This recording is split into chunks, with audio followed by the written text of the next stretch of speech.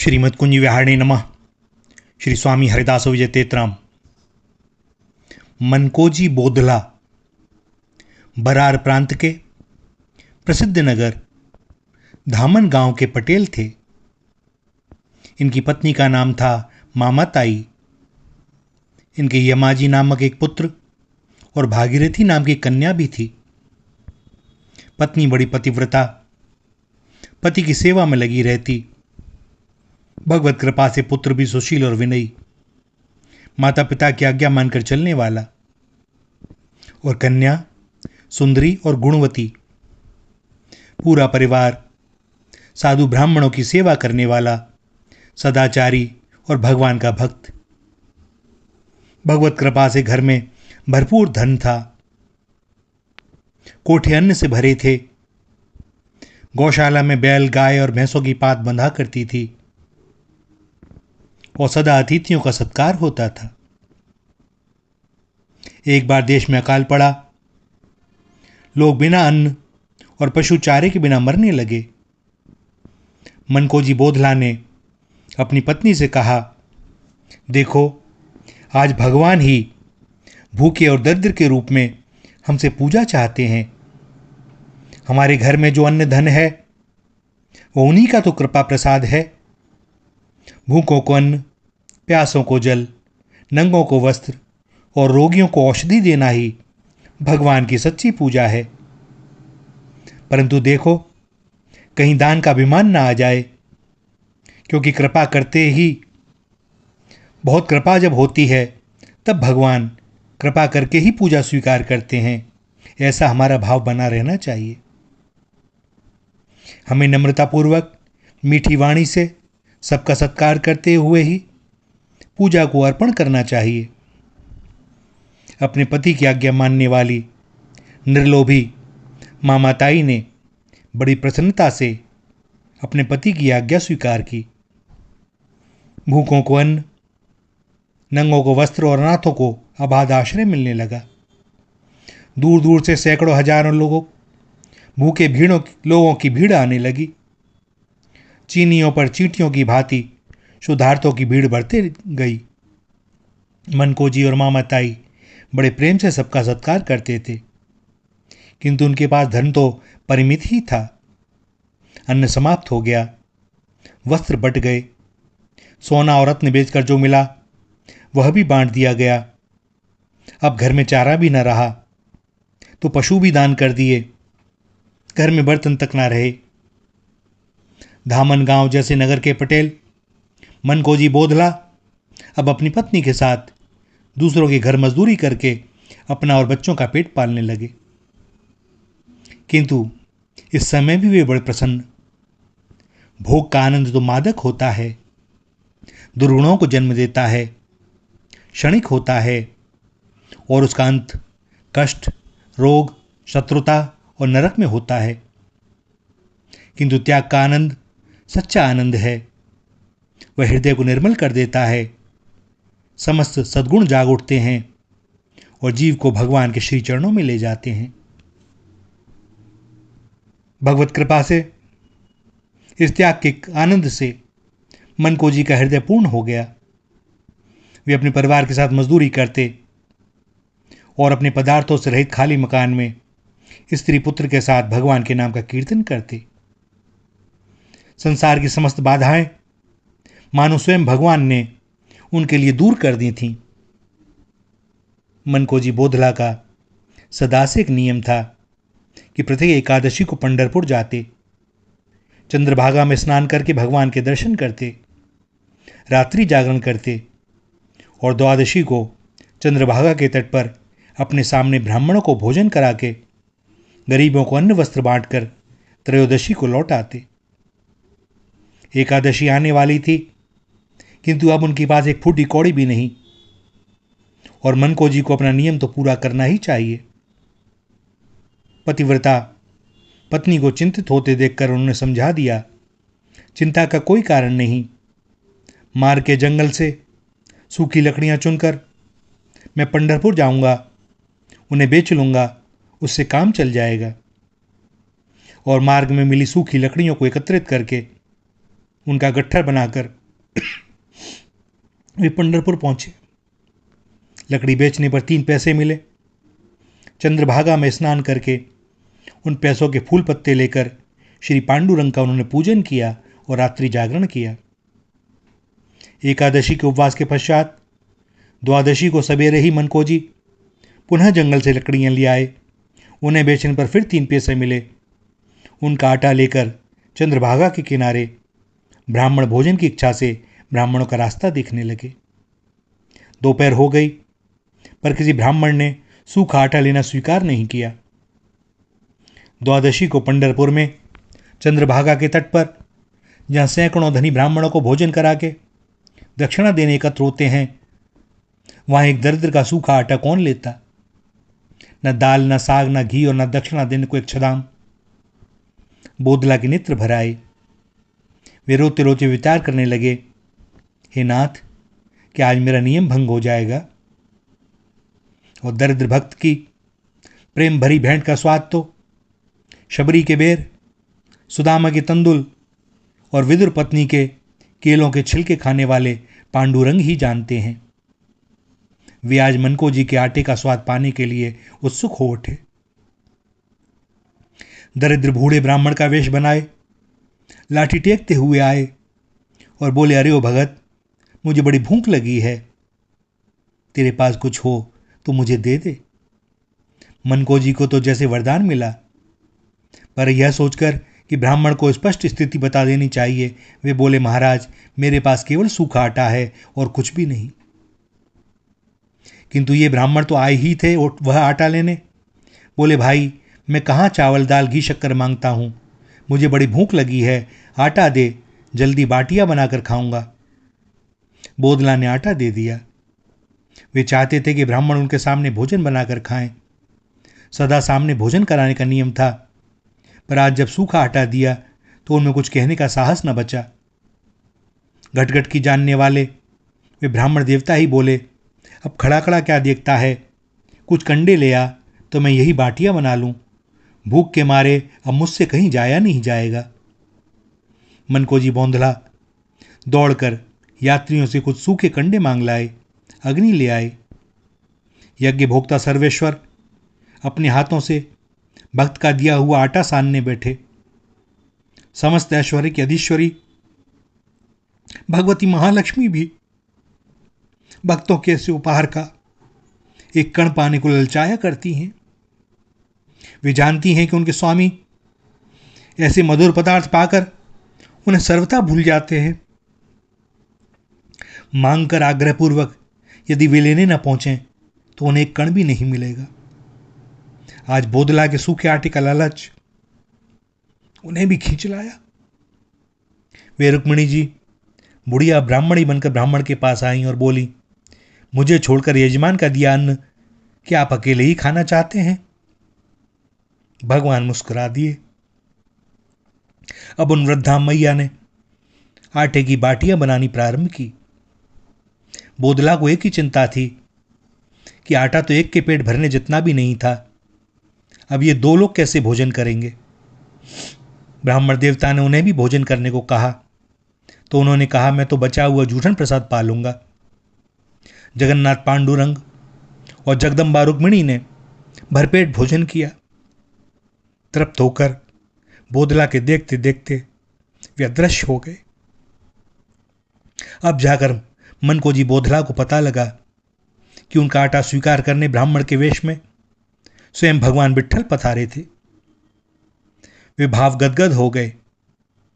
मनकोजी बोधला वहां से मंदिर में भगवान के दर्शन करने गए।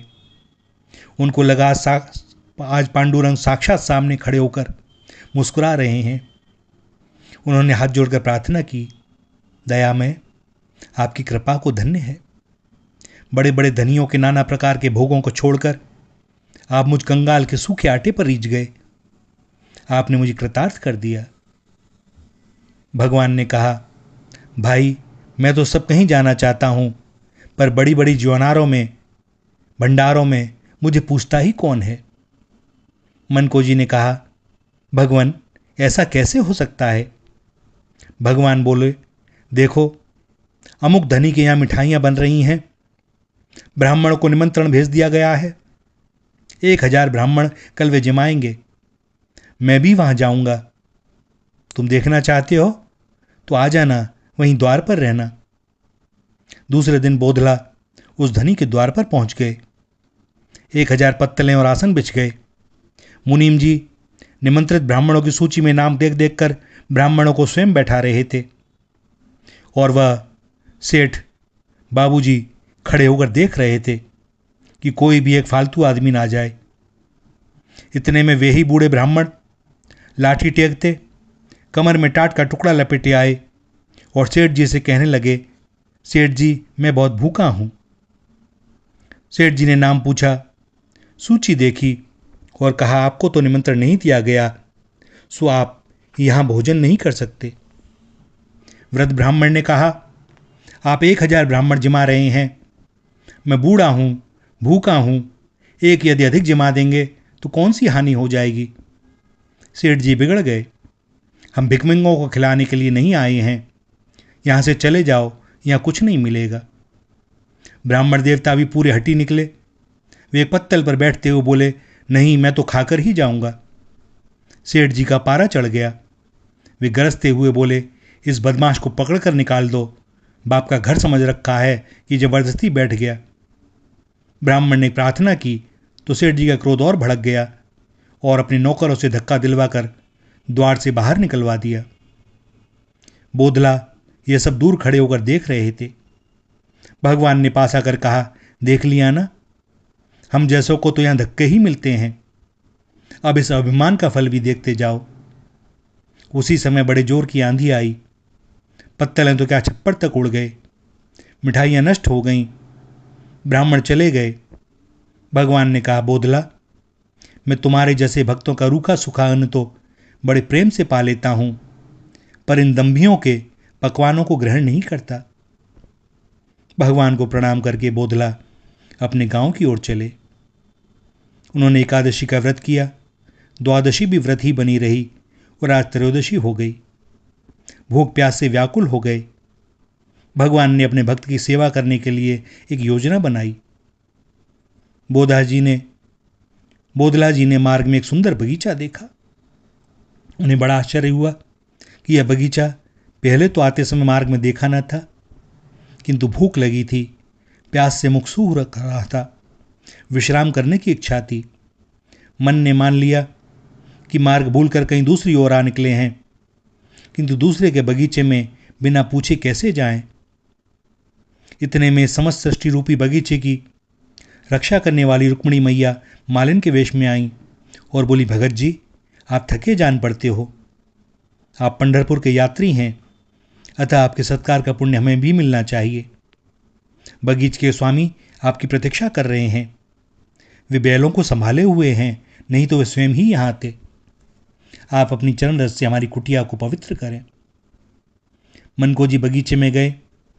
माली बने भगवान ने उन्हें पैर धोने को जल दिया, फिर उनके लिए फल ले आए।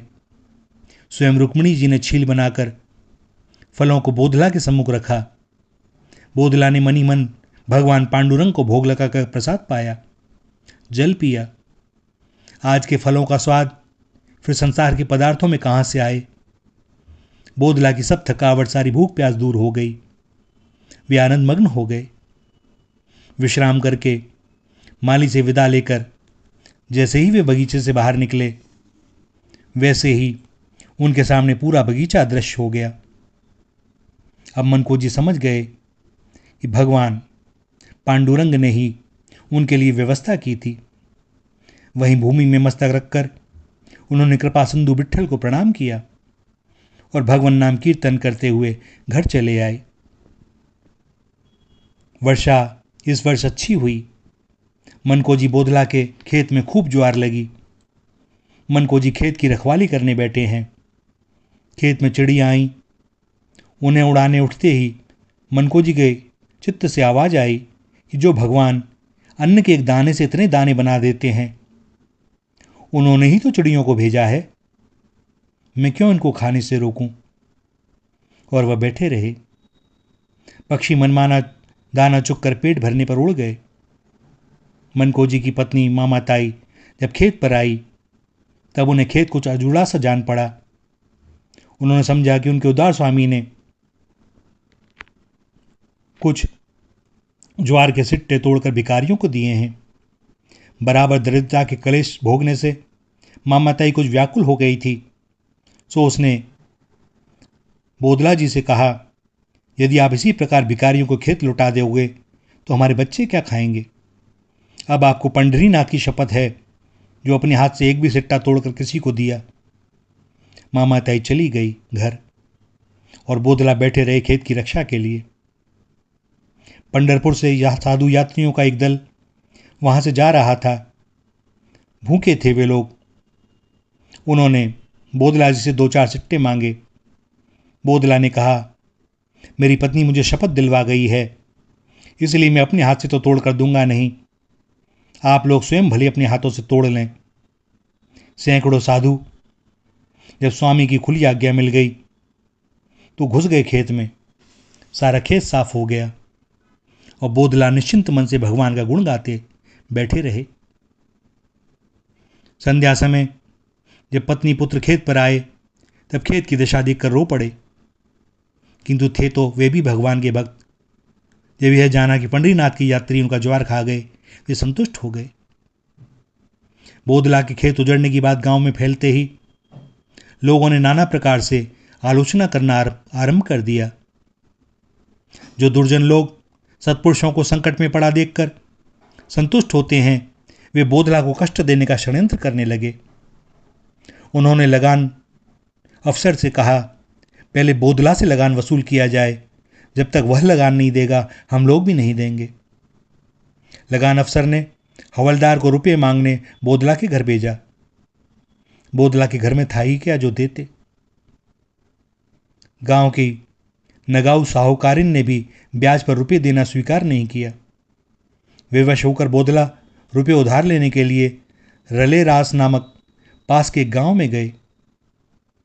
इधर गांव के दुर्जन लोगों ने हल्ला कर दिया कि मनकोजी भाग गया। फल यह हुआ कि हवलदार कुर्की लेकर आ गया। मामाताई को घर से निकालकर उसने घर में ताला बंद कर दिया और बोदला जी की गाय बकरियां भी कुर्क कर ली। भक्तवत्सल भगवान ने धामन गांव के बिठिया महार का रूप धारण किया। भक्तों के योगक्षेम का वहन करने की उन्होंने प्रतिज्ञा की है। सो लगान अफसर के पास जाकर मनकोजी बोदला का पूरा रुपया देकर उन्होंने रसीद कटवा ली। घर का ताला खुल गया, कुर्की उठ गई और जब बोदला का लगान भर दिया गया तो गांव वालों को भी अब लाचार होकर रुपये भरने पड़े। इधर उस गांव से मनकोजी बोदला को ब्याज पर रुपये मिल गए। वे रुपये लेकर सीधे अफसर के पास पहुंचे और क्षमा प्रार्थना करने लगे। तब अफसर ने कहा, तुम्हारे रुपये तो बिठिया महार ने भर दिए, तुम्हारे घर वालों ने रुपये भेजे होंगे।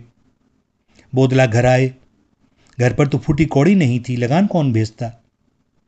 घर वाले तो जानते थे कि मनकोजी ने ही रुपये भरे हैं, इसी कारण से कुर्की उठी है। सो अब मनकोजी धामन गांव गए और मिले बिठिया महार से, किंतु धामन गांव के बिठिया महार, उसे तो कुछ पता ही नहीं, उसके पास भला इतने रुपये कहां से आते। वह मनकोजी के पैरों में पड़ गया कि मुझे तो कुछ भी पता नहीं महाराज। अब मनकोजी समझ गए कि उनके लिए पांडुरंग ही बिठिया महार बने। भक्त के लिए वे करुणा सागर कब क्या बन जाएं और क्या नहीं बन सकते, कौन जानता है। गांव के कुछ लोगों ने आश्चर्य से उसी समय खेत की ओर से दौड़ते हुए आकर समाचार दिया, देखो तो सही, मनकोजी के खेत में कितनी ज्वार लहलहा रही है। इतना ज्वार तो आज तक कभी किसी गांव के खेत में देखने में सुनने में नहीं आया। मनकोजी और उनका परिवार आंखें बंद करके एक ही नाम जप रहे हैं, विट्ठल पांडुरंग, विट्ठल पांडुरंग। श्री राधा, श्री राधा, श्री राधा।